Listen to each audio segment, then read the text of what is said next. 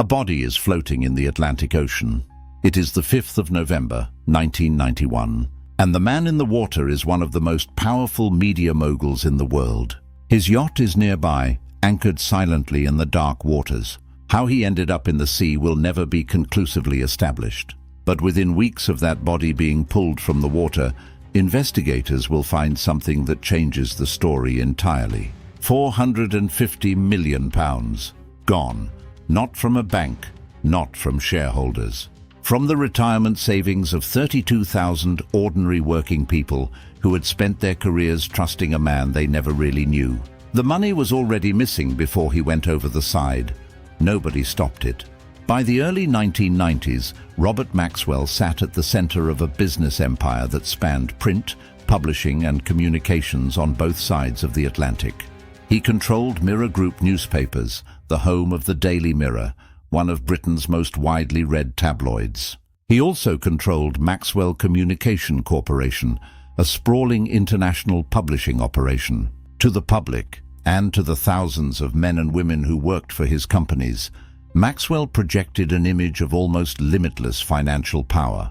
He had survived the Second World War, built an empire from nothing, and bought his way into the establishment.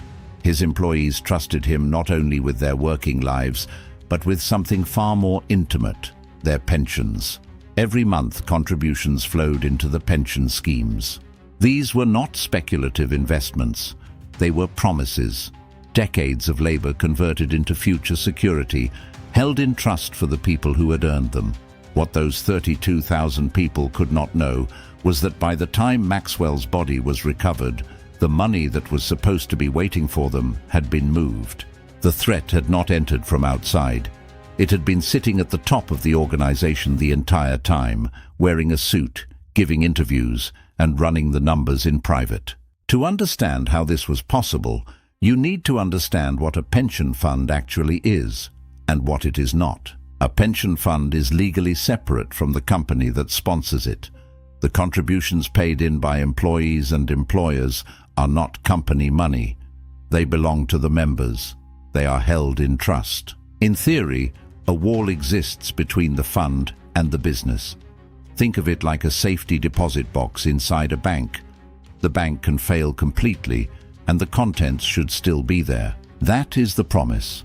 What Maxwell appears to have done was treat that safety deposit box as his own personal reserve. Funds from the pension schemes were moved into privately controlled Maxwell companies. The mechanism was the use of assets as collateral and a direct source of liquidity. It was channeled through a web of private companies that Maxwell controlled and that sat outside the publicly listed businesses.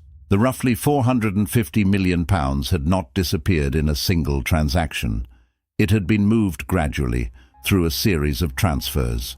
The scale of what was missing only became visible after Maxwell died, when the structures he had built to obscure the flows could no longer be maintained. Pension fund trustees had legal duties. Auditors had professional obligations. Regulators had oversight responsibilities. The official record shows that multiple layers of scrutiny failed. The wall that was supposed to protect 32,000 people's futures had been walked through, and for a long time, no one sounded the alarm. Robert Maxwell was born Jan Ludwig Hoch in Czechoslovakia in 1923. He survived the Holocaust, losing most of his family. He settled in Britain after the Second World War. By the 1960s, he had built a publishing business and entered Parliament as a Labour MP. A 1971 investigation concluded that he was not a person who could be relied upon to exercise proper stewardship of a publicly quoted company. He survived that finding. In 1984, he bought the Mirror Group. In 1988, he took Maxwell Communication Corporation public. By the end of the 80s, he was servicing enormous debts. The publicly listed businesses were under pressure. What the outside world could not see was that Maxwell had been using pension fund assets to prop up his private companies. On the night of the 4th of November 1991, Maxwell was aboard his yacht, the Lady Ghislaine, off the Canary Islands. The following morning, his body was found in the water. The cause of death was never established. Within days, the financial structures that depended on his personal authority began to collapse. Auditors and investigators moved in. The verdict.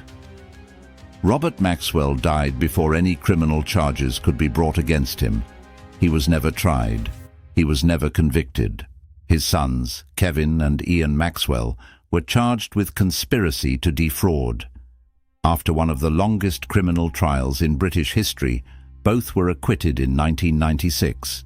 No one was ever convicted in connection with the disappearance of the pension fund money. The legal outcome offered no restitution on its own. The British government eventually stepped in. A compensation scheme was established, and members recovered a significant portion, though it fell short of the full deficit. What the case made undeniable was that the regulatory framework designed to protect pension fund members had failed completely. The wall had offered no real protection at all. The Pensions Act, 1995, was passed partly in response to the Maxwell scandal, introducing new requirements for oversight. But for 32,000 people, it came too late. The Maxwell pension raid belongs to a specific and recurring playbook. A dominant individual sits at the center of a complex structure. Complexity is the mechanism. The assets taken belong to people who have no seat at the table. Ordinary people who find themselves holding a promise that was spent years before anyone told them. Next time on Paper Trail, the collapse of equitable life and the guaranteed returns that were never going to be possible.